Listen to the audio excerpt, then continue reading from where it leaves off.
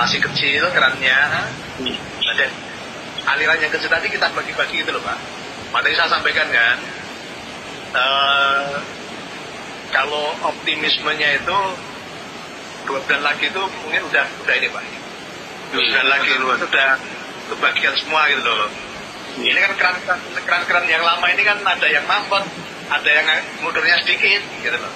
Sementara keran-keran baru ini sudah ada kerannya, cuma belum ngalir. Koperasi BLN. Sudah lama saya tidak membahas koperasi BLN ini. Terakhir saya bahas 6 bulan yang lalu kelihatannya. Dan apa yang saya bahas itu semua menjadi kenyataan sesuai persis. Nah, ketika saya diam, ya kan ketika sudah bermasalah, kemudian banyak orang, Pak, ini bagaimana bikin BLN lagi gitu kan. Nah, maka dari itulah saya akan melanjutkan materi tentang BLN ini.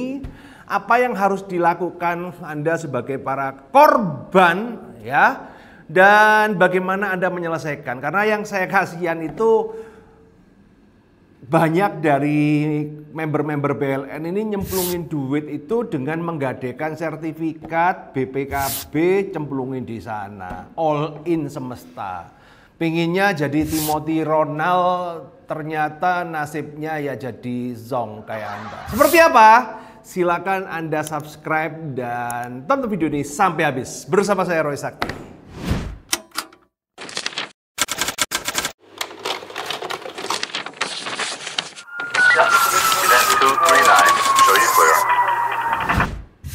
Musuh besar BLN. Oke, guys. Nah, jadi gini teman-teman ya. Saya akan share dulu. Nah, apa yang terjadi dari BLN ini ya sebenarnya sudah diprediksi ya. Anda lihat video-video saya tentang BLN, skema perusahaannya ini ya bisa dibilang skema ponzi, dan ketika pertumbuhan member tidak sebanding maka nyandet ya. Tapi ya kan memang yang di luar prediksi BMKG adalah macetnya secepat itu. Karena apa? Karena kalau kita saya juga tahu lah hitung-hitungannya pemain ponzi, harusnya adalah kalau dengan cara yang dilakukan oleh Pak Nicholas ini bisa berumur panjang, karena kan dia itu kan memberikan MOFID ya, modal dan profit gitu kan, nggak langsung bisa orang-orang ngeras gitu ya. Nah, tapi mungkin ada pihak keteledoran dari manajemen BLN, uang ini dimasukkan di proyek-proyek yang akhirnya scam ya. Dan memang kalau alasannya seperti itu, entah bener, entah bohong. Tapi kenyataannya kan sekarang ini memang kondisi ekonomi kan tidak baik-baik saja gitu loh kawan-kawan. Banyak pabrik-pabrik tutup apa segala ya, mungkin di antara 68 perusahaannya Pak Nicholas ini bermasalah semua, ya aku nggak tahu ya. Kan saya nggak masuk di situ teman-teman. Jadi itu adalah alasannya masuk akal. Dan pada akhirnya kan scam. Tapi jadi gini teman-teman ya, jadi saya jelasin dulu ya. Kenapa sih Pak kok nggak menyerang Pak Nicholas ataupun seperti lain? Jadi gini, kita harus memisah dua. Jadi scam itu di dalam dunia investasi bodong itu ada 2 jenis scam. Ya. Yang nomor 1 adalah scam by design. Ya.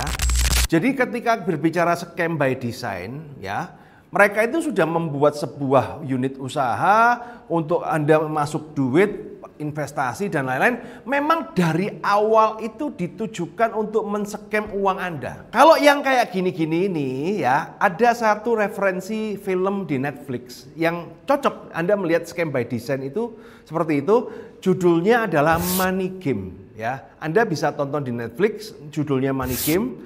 Nah, itu adalah contoh skema ponzi yang scam by design. Memang sudah didesain untuk scam, untuk menggait peserta sebanyak-banyak mungkin, kemudian scam hilang.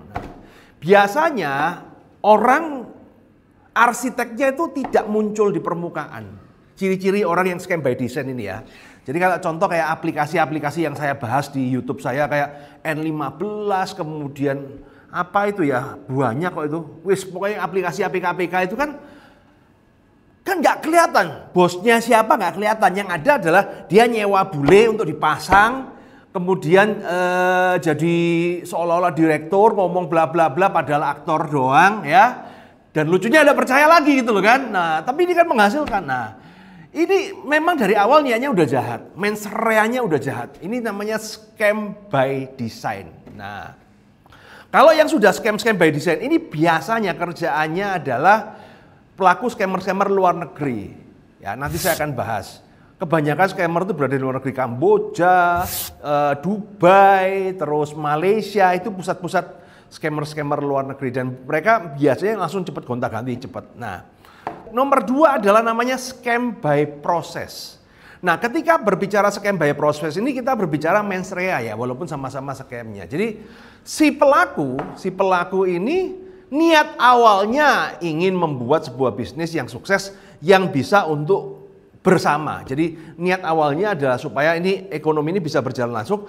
Tapi ya pelaku ini awalnya mungkin bisnisnya benar, dalam perjalanan karena mungkin ada uang yang tertahan atau apa segala, akhirnya dia melakukan skema ponzi di dalam bisnisnya dan akhirnya bermasalah. Jadi niatnya itu awalnya baik gitu loh. Ciri-ciri orang yang scam by process itu adalah orangnya masih muncul.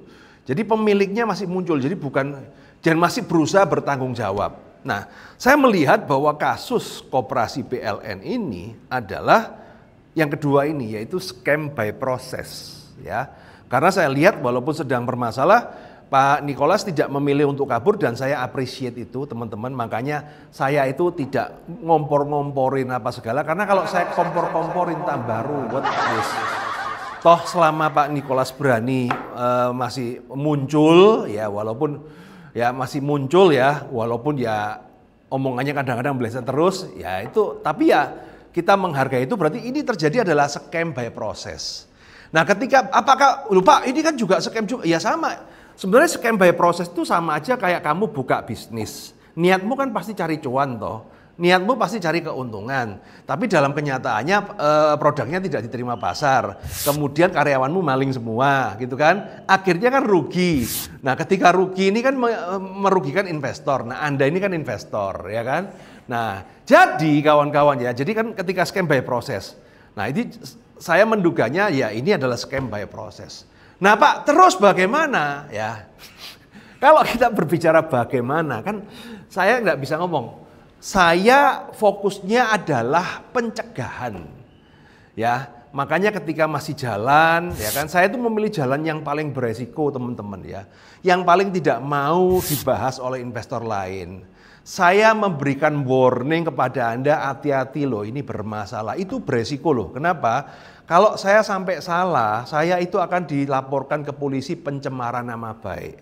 Itulah kenapa banyak influencer keuangan tidak berani membahas. Coba lihat aja ya, kayak contoh Felicia, Moti, Remoncin apa segala, dibahasnya ketika sudah bermasalah. Nggak ada mereka itu mau membahas bisnis itu ketika masih jalan. Karena yang terjadi apa? Ya itu kita nggak dapat duit, kita dimaki-maki kayak kamu tuh member-member BLN yang 6 bulan yang lalu maki-maki saya. Ayo lihat nih satu persatu kamu di mana ya. Nah kita memang memilih jalan beresiko ya. Nah ketika sudah scam ya tugas saya sudah selesai.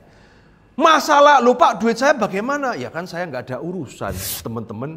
Saya tidak dirugikan sama Pak Nicholas, saya tidak dirugikan sama BLN, saya cuman mengingatkan pada Anda ketika terjadi masalah yaitu namanya resiko bisnis. Apalagi selama ini mungkin bertahun-tahun Anda sudah menikmati banyak keuntungan dari BLN dan kemudian akhirnya rugi ya wajar. Kamu bikin outlet cendol aja kan kemudian rugi ya wajar toh ya. Nah tinggal kan bagaimana kamu ngatur resiko. Yang masalah itu kan sebenarnya yang salah itu kan harus kamu jangan nyari kambing hitam si A, si B, si C. Yang salah itu ya dirimu sendiri. Kenapa Anda tidak mitigasi resiko? Kenapa video saya itu kamu tidak tonton dengan cermat ya, dipahamin, kemudian dipraktekkan. Malah kamu maki-maki saya, BLN baik-baik saja akan sehat selamanya. Waduh, ya sembah itu Pak Niko, halo Pak Niko, hail Nicholas gitu kan, hail Nicholas, kan kamu sembah-sembah gitu kan, kamu jilat-jilat, kalau perlu pantatnya kamu jilat-jilat.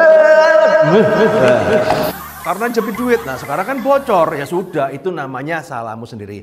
Belajarlah menjadi dewasa, bertanggung jawab atas pilihanmu. Nah sekarang tinggal begini, Pak, terus bagaimana Pak? Apakah saya harus lapor polisi? Ya terserah kamu mau lapor polisi, bikin paguyuban apa segala. Tapi saya ngomong dulu ya, saya ini sudah ngurusin investasi bodong ini panjang, sudah 10 tahun lebih lah. Ketika Anda lapor polisi, tujuanmu apa dulu? Kalau tujuanmu uang kembali, saya berani pastikan 100% tidak akan terjadi di minimal 3 tahun ini. Tidak akan terjadi, pegang omongan saya, tidak akan terjadi minimal 3 tahun ini. Ya. Dan kalaupun terjadi keluar, itu pasti setelah bertahun-tahun berikutnya dan duitnya itu tinggal ampas doang. Anda bisa lihat ini di kasus robot trading, teman-teman ya. 2021 saya membantu korban-korban robot trading untuk melaporkan ke polisi, bikin paguyuban. Kita waktu itu ada Pak Jokowi bilang bahwa uang akan dikembalikan ke masyarakat. Sampai hari ini itu banyak kasus yang masih terbengkalai. Dan terus terang saja, saya sudah muak lihat kelakuan oknum. Mulai dari oknum polisi ya, yang ketika nyita-nyita dia ngambilin duit tuh. Oknum jaksa, sampai ada jaksa yang ketangkep itu gara-gara makan duit korban ya. Oknum pengacara ya, banyak pengacara bangsat itu ya. Artinya apa? Dia itu makan duitnya korban, bos. Kemudian oknum apalagi ya? Oknum kejaksaan. Wis. Saya itu kalau lihat pelaku investasi bodong sama lihat oknum-oknum itu ya teman-teman ya, saya merasa lebih jahat oknum-oknum itu, lebih serakah mereka, nggak ada apa-apanya bos. Nanti kalau kamu sama Pak Nikolas nggak ada apa-apanya dibanding mereka itu, dikira kamu akan duitmu kembali, enggak teman-teman, ya akan perjalanannya panjang dan kamu tetap perlu duit untuk mempush karena pengacara masalah. Makanya kemudian banyak orang yang ngajak saya untuk bikin paguyuban apa segala. Aku terus terang aja udah trauma untuk ngurusin hal seperti ini kawan-kawan ya. Kenapa? Satu, gua dimaki-maki, gua tidak dapat bagian apa-apa, spare saya pun saya nggak dapat ya. Banyak pengacara-pengacara yang memanfaatkan saya untuk nyari orang apa segala, nanti dibagi hasil apa segala. Habis itu cair ya sudah, nggak ada, cuman terima kasih CEO. Jadi gua pikir adalah pekerjaan itu adalah sia-sia. Makanya saya sebisa mungkin saya tidak terlibat dalam urusan itu. Gono gini itu sudah muak saya. Benar-benar saya muak itu. Kasus robot trading apa segala itu saya ngelihat jahatnya oknum itu, rusaknya mereka itu serusak-rusaknya. Itu manusia yang derajatnya paling rendah itu bos. Bagaimana dia itu dengan serakahnya memperebutkan uang korban teman-teman. Jadi uang korban tuh wis dikorupsi, di apa dengan waduh wis. Saya trauma, makanya kalau kemudian ada yang tanya ke saya, Pak bagaimana yang trading DNA Pro apa segala wis, kasus terakhir yang saya mau urusin adalah Evo Trade aja, itu saya berjuang itu. Di luar itu saya tidak mau. Saya lebih baik saya mengedukasi, mencegah aja. Kalau untuk menanggulangin wis saya kapok. Ya, jadi itu yang saya omongkan. Sekali lagi saya tidak ada belain siapa-siapa teman-teman ya, tapi ya kamu pikirkan dulu caranya seperti itu. Ya, jadi kalau kamu mengharapkan uang kembali, nggak bakal. Saya ngomong, ketika kamu lapor polisi, nggak bakalan. Pak, kalau nggak lapor bagaimana? Ya itu juga nggak ada pilihan enak. Jadi sebenarnya kamu tuh tidak ada pilihan enak. Kamu harus mulai rela duitmu itu hilang. Percaya saya. Tapi kalau kamu mau melaporkan polisi supaya pelakunya mendapatkan ganjaran, ya kan? Supaya Pak Nikolas itu mendapatkan ganjaran, ya silakan, ya kan? Tapi kalau tujuannya adalah untuk duit balik, kagak, teman-teman. Yes. Nah, dan saya juga melihat, saya nggak tahu ya, ini benar apa enggak, dari sumber bahwa Pak Nikolas masih membayar walaupun tidak sebagian. Ya mungkin perlu proses, nggak bisa cepet-cepet ya, karena kan masih banyak, sebenarnya kan masih banyak aset-aset. Sebenarnya cara terbaik adalah dengan yang namanya restoratif justice, tapi tidak akan semudah itu teman-teman ya. Nah tapi ya itu saya ngomong the best from the worst adalah restoratif justice ya, tinggal dirembuk ya baik-baik, mau bayarnya bagaimana, dan jangan mengharapkan uang Anda kembali, balik 50% aja udah bersyukur teman-teman ya. Nah, kemudian bagi para Anda sekarang yang sudah terjebak dengan utang bank apa segala, mau tidak mau aset Anda itu lebih baik Anda jual. Ya. Karena kalau tidak Anda berusaha jual, ya kan Anda berusaha jual, ya nanti Anda bisa berbicara ke bank, Pak ini saya lagi bantu jual, nanti kalau laku saya lunasin, sementara saya nggak bayar dulu, itu bisa. Nggak tiba-tiba kesita apa segala. Kalau kamu mau nggak mau ya mau nggak mau aset harus Anda lepaskan. Kan ibarat kata kamu itu kan masuk di meja judi, kemudian kamu gadekan aset, kalah ya sudah, berarti asetnya dilepaskan. As simple as that teman-teman. Dan karena kalau sampai disita, dilelang sama bank apa segala, kamu malah nggak dapat susu. Jadi lebih baik kamu sekarang aset-aset itu kamu jual aja. Laku nanti kamu minimal dapat susu lah, sama dapat pelajaran hidup ya. Jangan all in. Ya.